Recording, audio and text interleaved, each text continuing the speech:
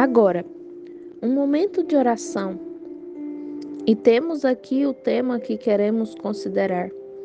E um pouco de tempo que o Senhor trataria conosco de acordo a isso. E agora, então, se alguns de vocês têm que se ir nesta manhã, você não estará no serviço da noite, se o Senhor permitir. Eu quero estar aqui novamente. A família regressa na semana do Natal.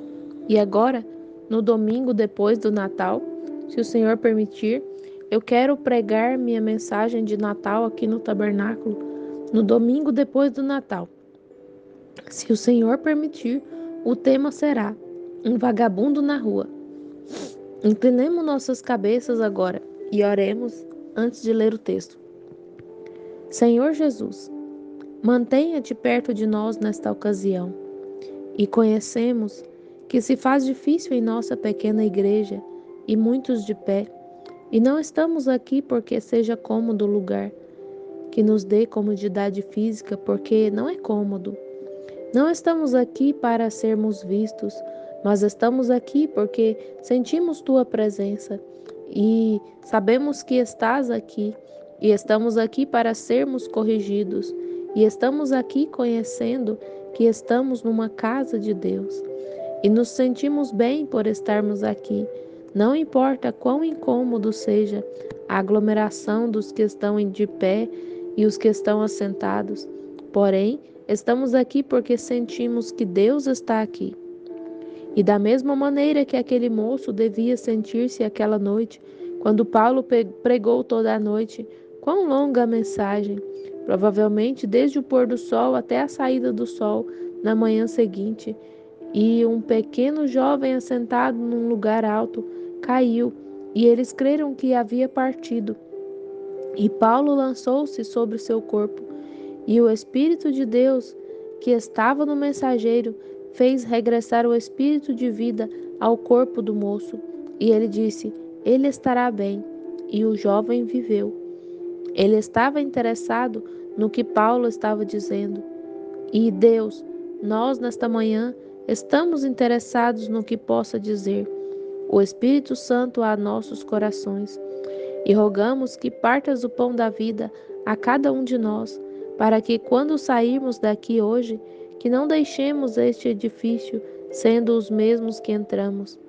Que os cristãos estejam mais perto de ti, que os pecados mudem hoje, que os enfermos sejam curados e que o reino de Deus se aproxime, ou mesmo esteja em nós, porque o pedimos no nome de Jesus Cristo, enquanto esperamos seu Espírito para que nos dê as palavras.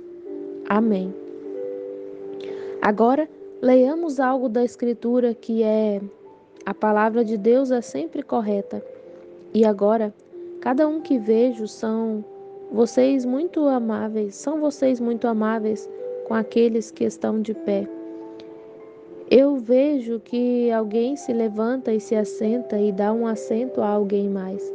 Isso é muito bom. Desejo que tivéssemos mais espaço, porém, simplesmente não temos neste momento. Tornem comigo a Mateus 27 e leremos desde o versículo 11 e então falaremos deste tema. E foi Jesus apresentado ao presidente, e o presidente o interrogou, dizendo: És tu o rei dos judeus? E disse-lhes Jesus: Tu o dizes. E sendo acusado pelos príncipes dos sacerdotes e pelos anciãos, nada respondeu. Disse-lhe então Pilatos: Não ouves quando testificam contra ti? E nenhuma palavra lhe respondeu, de sorte que o presidente estava maravilhado. Ora, por ocasião da festa, costumava o presidente soltar um preso, escolhendo o povo aquele que quisesse. E tinham então um preso bem conhecido, chamado Barrabás. Portanto, estando eles reunidos, disse-lhe Pilatos: Qual quereis que vos solte, Barrabás ou Jesus, chamado Cristo? Porque sabia que por inveja o haviam entregado. E estando ele assentado no tribunal, sua mulher mandou-lhe dizer: Não entres na questão desse justo, porque num sonho muito sofri por causa dele. Mas os príncipes dos sacerdotes e os anciãos persuadiram a multidão que pedisse Barrabás e matasse Jesus. E respondendo o presidente, disse-lhes: Qual desses dois quereis vós que eu solte? Pense nisso. E eles disseram: Barrabás. Disse Pilatos: Que farei então de Jesus chamado Cristo? Disseram-lhe todos: Seja crucificado. Então Pilatos, vendo que nada aproveitava, antes o tumulto crescia, tomando água, lavou as mãos diante da multidão, dizendo: Estou inocente do sangue deste justo. Considerai isto. E respondendo todo o povo disse: O seu sangue caia sobre nós e sobre nossos filhos. Então soltou-lhe Barrabás, e tendo mandado açoitar a Jesus, entregou-o para ser crucificado.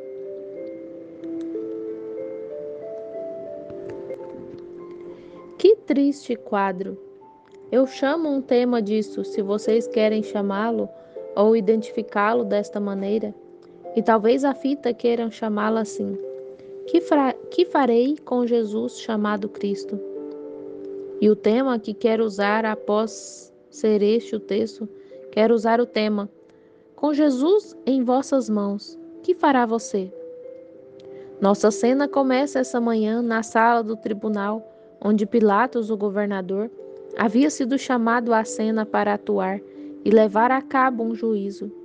Era cedo pela manhã, um pouco antes do amanhecer, e ele havia sido despertado de seu sono e havia sido chamado para ouvir o caso deste homem. Era uma ocasião da crucificação de nosso Senhor e Salvador Jesus Cristo.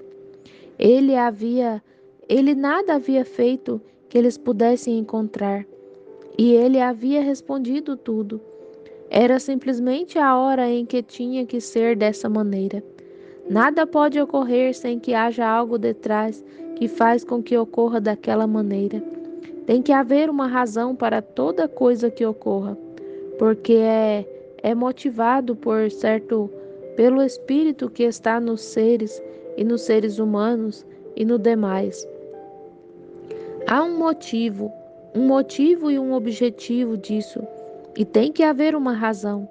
E a razão pela qual isso tinha que ocorrer ao maior homem que então viveu sobre a face da terra ou que jamais possa viver. A razão pela qual ocorreu dessa maneira, porque era ocasião de que ocorresse. Vê? Devia ser assim, e não havia forma de escapar-se disso. Tinha que ser nessa ocasião. E Jesus havia vindo à terra exatamente da forma que a palavra de Deus havia predito que ele viria. Ele fez exatamente o que dizia a palavra que ele faria. Ele viveu a vida exatamente, e Deus deu a conhecer ou manifestou a semente desse tempo. Agora, recorde, a Bíblia começa em Gênesis e vai até Apocalipse. Agora, aqui está a lição que eu quero que vocês entendam, veja, em cada geração tem sido falado na Bíblia de um certo acontecimento em cada geração. Como Daniel viu, interpretou o sonho de Nabucodonosor, de como surgiriam os reinos gentios, e como cairiam, e como desapareceriam, e cada um daqueles povos, naquelas raças, e aquelas nações poderes gentios que controlam, têm controle do mundo, têm feito exatamente da maneira que a visão disse que eles fariam. Quando Nabucodonosor, a cabeça de ouro, foi tomado, então os medo-persas entraram, e a natureza deles, de acordo à natureza do material e de acordo ao que disse o profeta, exatamente. Nabucodonosor, a cabeça de ouro, que é o maior e o primeiro reino. Então os medo-persas, sendo a prata, e logo continua descendo até as coxas de bronze. E cada metal é mais duro que o que lhe antecede, sendo o ouro o mais brando, e termina em ferro, que é o mais duro de todos eles, o ferro. Agora, cada um daqueles reinos veio exatamente por natureza, da maneira que o profeta disse que seriam. E que estava ele fazendo? Ele estava semeando uma semente para que as nações vigiassem, e em cada ocasião que um reino entrava, tinha que ser de acordo ao que a palavra disse. Então, o Messias viria à cena. E quando Cristo vem à cena, ele tinha que responder aquelas palavras de Deus que estavam para se cumprir, das que o profeta havia falado, do que ele faria. Moisés disse: Ele será um profeta como eu. E se você tivéssemos tempo para tipificar isso com o passado e mostrar como que naquele tempo tremendo, quando Israel estava em cativeiro pelo Egito, de como nasceu Moisés como um menino peculiar e estranho, e como ele surgiu e foi criado, e como foi escondido em plantas de juncos, e como veio a ser um líder, foi às montanhas e recebeu a lei e regressou. Não foi somente um líder, mas era um profeta, e um rei, e um governador. Todas essas coisas, e de como ele tipificava a Cristo exatamente. E Moisés disse: O Senhor vosso Deus vos levantará um profeta como eu. Vê? Agora, quando Cristo nasceu, Israel estava novamente em cativeiro pelo Império Romano. E que era ele? Nascido um menino peculiar e raro, como foi criado, como subiu as montanhas e desceu e disse: Haveis ouvido dos tempos antigos, não furtarás. Lhes haveis ouvido dizer, não cometereis adultério. Porém eu vos digo que qualquer que olhar uma mulher e cobiçá-la, já cometeu adultério. Um doador de lei, vê? E um rei, um sacerdote, um profeta, exatamente como ele. Assim sendo, todas essas coisas tinham que ser cumpridas. E quando aquele período que estava ali para a vida do Messias, quando isso foi vindicado perfeitamente. Agora, esta pode que seja a última lição longa que ensinei por certo tempo, e eu quero que a captem bem agora. Quando a palavra tem sido falada para esta geração, se levantará alguém em cena que cumprirá essa palavra, porque Deus a tem falado. É uma vindicação da palavra falada. E Jesus preencheu toda a qualificação da palavra, vindicado como o Messias. Exatamente. Há também palavras faladas na Bíblia para o último dia. Estas palavras têm que vir à vida. E encontramos aqui que, quando nos dias de nosso Senhor, a igreja já o havia rejeitado antes dele vir ao tribunal de Pilatos. Eles o haviam rejeitado desde o dia que seu ministério começou a profetizar, dizendo-lhes uma verdade acerca da palavra.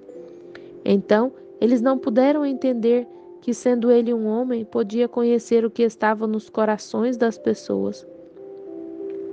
Poucos sabiam eles que a palavra é Deus, e a palavra, diz a Bíblia, é um discernidor dos pensamentos e intentos do coração. E eles queriam chamá-lo um espírito mau, e ele disse: Lhes perdoarei por isso. Porém, quando vier o Espírito Santo para fazer a mesma coisa, falar contra ele uma palavra nunca será perdoado. E todas essas coisas que ele profetizou seriam neste dia, algo tem que trazer isso à vida. Porém, quando é trazido à vida, será tão diferente ao que pensam as pessoas, até que será somente a eleita que o verá. Sempre, tão somente a eleita o verá, porque ela é eleita e ordenada para vê-lo.